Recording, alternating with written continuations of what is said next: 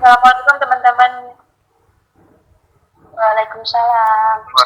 Dadah. Kali ini kita akan diskusi tentang imunologi serologi pada penyakit hepatitis yang sudah diajarkan kita minggu lalu. Ngomong-ngomong, kemarin imunoserologi apa ya? Agak lupa. Kalau imuno sendiri itu ilmu yang mempelajari tentang bagaimana cara mempertahankan kestabilan dalam lingkungan internal bila dihadapkan pada benda asing. Kalau imunoserologi mungkin Akbar bisa menjelaskan. Oke, siap. Imunoserologi itu pemeriksaan yang dilakukan untuk mempertahankan kestabilan tubuh, terutama pada cairan atau serum tubuh yang biasa kita kenal sebagai antibodi. Ada yang tahu nggak sih penyakit hepatitis itu apa? Hepatitis merupakan peradangan pada hati atau liver yang biasanya disebabkan oleh virus atau virus.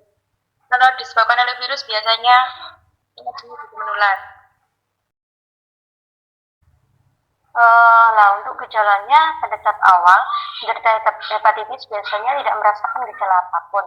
Pada hepatitis yang disebabkan oleh infeksi virus, gejala hepatitis akan muncul setelah penderita melewati masa inkubasi. Masa inkubasi setiap jenis virus hepatitis itu berbeda-beda.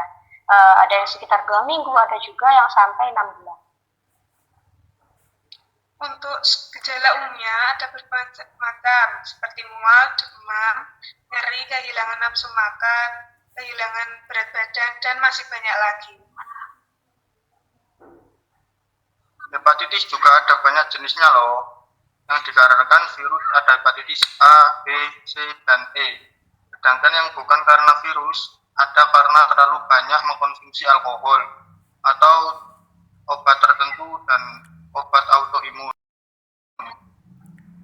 Untuk penyebabnya juga banyak seperti tidak menjaga kebersihan, faktor keluarga, konsumsi alkohol, dan yang lainnya. Apa saja sih pemeriksaan imunologi serologi pada hepatitis? Bisa imunisasi pasif, pemeriksaan imunoglobulin, dan imunisasi aktif di vaksin, sedangkan pada pasien yang dewasa pemeriksaan serologi. Oh gitu.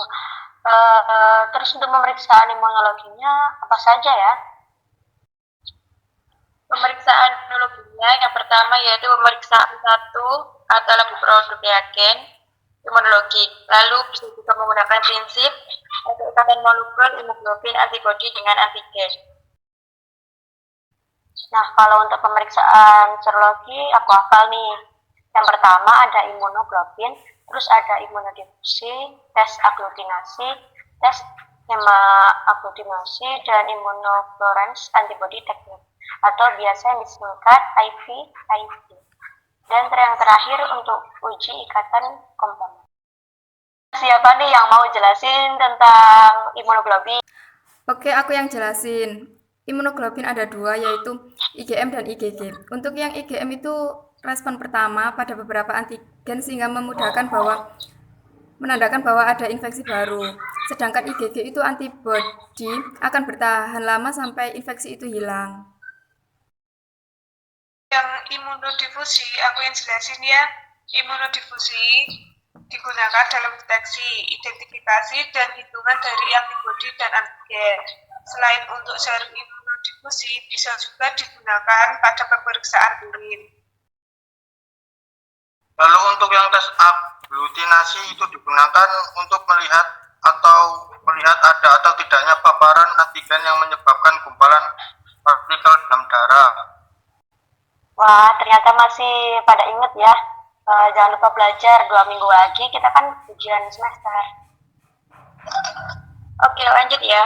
Tes hemagglutinasi adalah pemeriksaan atau tidaknya buntan sel darah merah oleh berbagai komponen mikroorganisme seperti protein, bakteri, atau virus. Untuk yang imunofluorescence antibody teknik itu untuk mendeteksi antibodi dari berbagai kelas imunoglobulin dalam serum cairan ludah atau cairan otak dengan cara mereaksikan antibodi dan antigen spesifik dan antigen antibodi yang dilabeli dengan fluoresin isotiosianat atau FTIC, sehingga terpancarkan sinar berwarna hijau atau merah jika dilabeli dengan rodamin. Oke, yang terakhir, uji ikatan komplement, yaitu uji protein dalam serum darah yang bereaksi sebagai enzim untuk membantu sistem kekebalan seluler dan sistem kekebalan humoral untuk melindungi tubuh dari infeksi. Oke, sepertinya diskusi kita sampai di sini dulu. Semoga besok ujiannya lancar. Kita tutup diskusi kita ya. Semoga sukses. Wassalamualaikum warahmatullahi wabarakatuh. Waalaikumsalam warahmatullahi wabarakatuh. Wabarakatuh.